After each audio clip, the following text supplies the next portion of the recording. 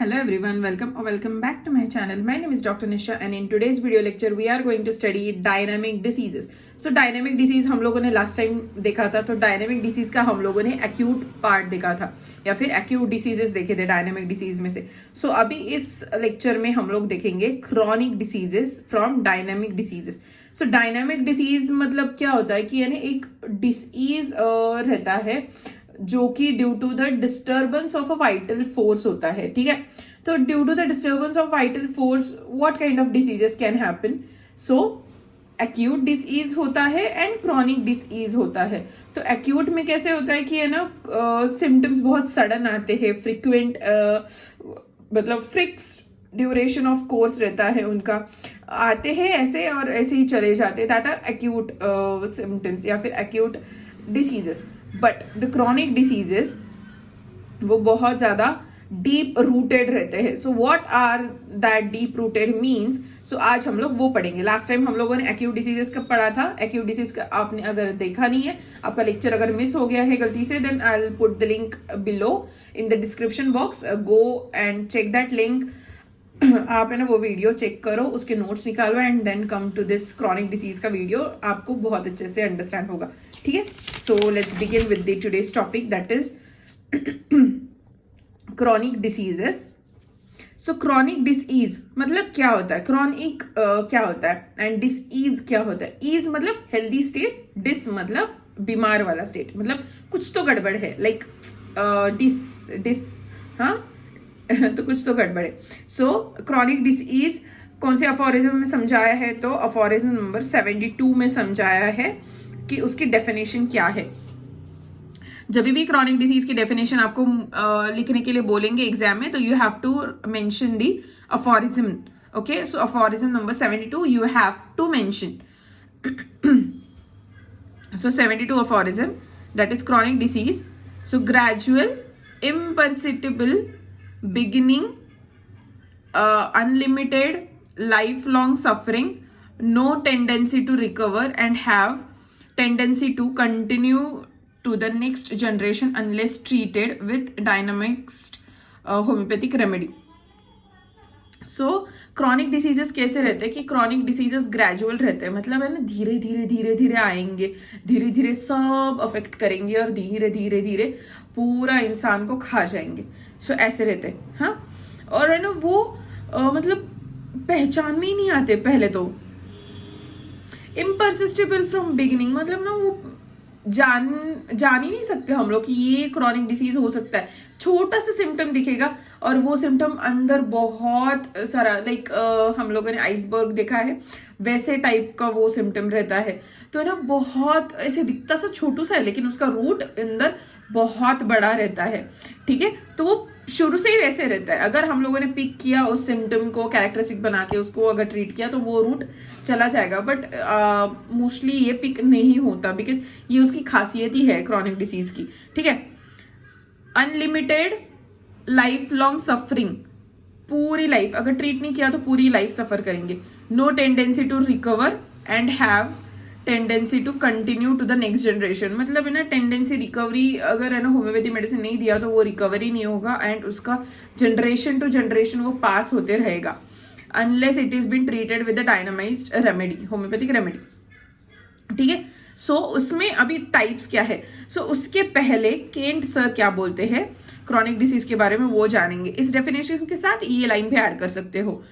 Kent sir बोलते हैं chronic disease is a chronic right from the beginning itself. ठीक है, so never chronic disease never is acute in the beginning, it is chronic only from the beginning. So ऐसा कुछ गलत फहमी है कि एक्यूट डिसीज को अगर ट्रीट नहीं किया तो वो क्रॉनिक बन जाती है. नहीं, क्रॉनिक डिसीज क्रॉनिक ही रहती है पहले से, ऐसे केंट सर का मानना है. सो अभी हम लोग देखेंगे chronic disease are divided into 3 types. So what are these 3 types. तो फर्स्ट टाइप है artificial iatrogenic chronic diseases. So it is given under the aphorism number 74, 75 and 76. So keep this in mind, ये aphorism आपको लिखने हैं. 72 में chronic disease दिया है, 74, 75, 76 में उसका सब टाइप दिया है. सो आइट्रोजेनिक या फिर artificial diseases are mostly incurable. क्यों इनक्यूरेबल रहते हैं, क्योंकि है ना वो बहुत स्ट्रॉन्ग रूटेड इन्फेक्शंस रहते हैं, ठीक है, तो ना मोस्टली वो इनक्यूरेबल रहते हैं. In some condition it can be cure, otherwise there is only the palliative treatment only और the palliative way only.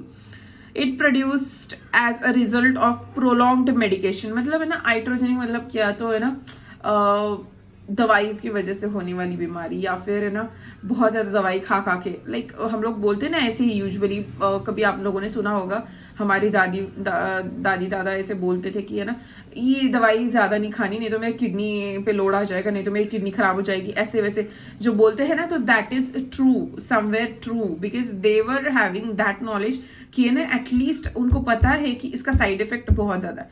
So they were no कि ये दवाई खाने से मेरे, हमारे दादा दादी को पता था कि है ना अगर हम लोग ज्यादा मेडिसिन खाएंगे या फिर ज्यादा अंग्रेजी दवा खाएंगे, ऐसे उनकी भाषा होती थी, ज्यादा अंग्रेजी दवाई हम लोग खा लेते तो है ना हमें पता नहीं क्या हो जाएगा, हम लोग तो इतना जी भी नहीं पाएंगे, हम लोग मर जाएंगे, हमारी किडनी खराब हो जाएंगी, हमारे ये खराब हो जाएगा, वो खराब हो जाएगा, ऐसे बोलते थे. सो देवर things were true, they were knowing those things कि हाँ it has a side effect which it comes along and it is deep rooted also.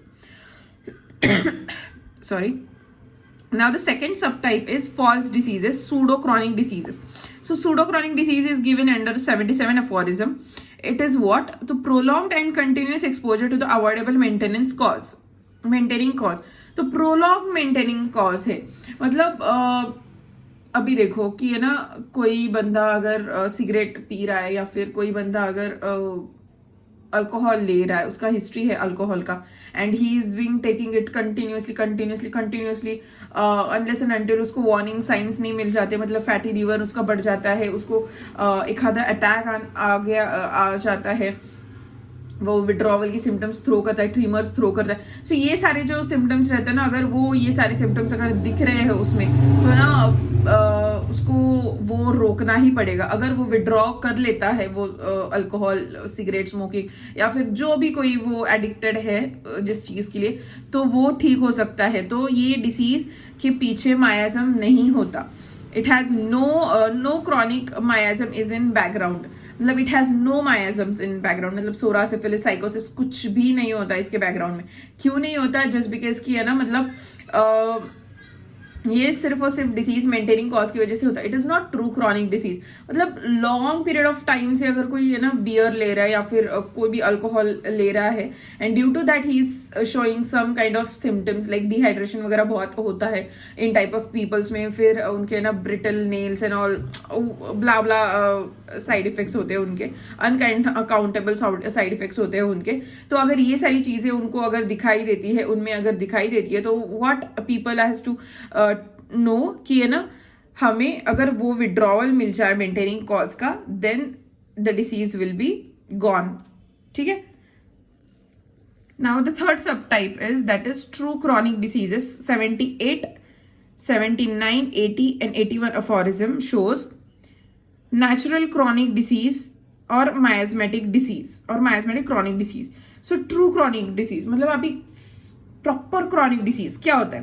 तो ऑल मायाजम्स आर इन बैकग्राउंड. ठीक है, मतलब सोरा, साइकोसिस, सिफिलिस, टाइफॉइड, ट्यूबरकुलर मायाजम, जो भी और कोई मलेरियल मायाजम, जो भी सारे मायाजम्स है आज तक के, वो सारा बैकग्राउंड में मायाजम्स है. That is present in the true chronic diseases.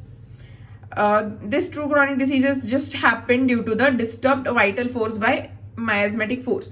मतलब ये जो सारे मायाजम्स है ना, ये डिस्टर्ब करते हैं वाइटल फोर्स को, and due to that thing vital force disturb होने की वजह से क्रॉनिक डिसीजेस होता है इनमें. ठीक है, और क्रॉनिक डिसीजेस ऐसा होता है कि वो इनक्यूरेबल होता है. ठीक है. So yeah, this was it. This was one of the type of dynamic diseases, that is chronic diseases, from 72 aphorism. So ये 72 aphorism to 82 aphorism तक है. So yeah, this was it. Like मैंने यहाँ पे बताया था. Okay, 74 to 82 aphorism तक है. and acute disease 72 to 73 aphorism tak hai, and the definitions are given in the different aphorisms. So yeah, this was it. This was the dynamic diseases ka topic, which was divided into two parts, that is acute and chronic. Acute was taught earlier. You will get the link in the description box of acute diseases in the dynamic disease. So yeah, this was it. This was today's lecture. I hope it is helpful for you guys. If do, then do consider subscribing to my channel, and please like and share. Till then, bye. Thank you.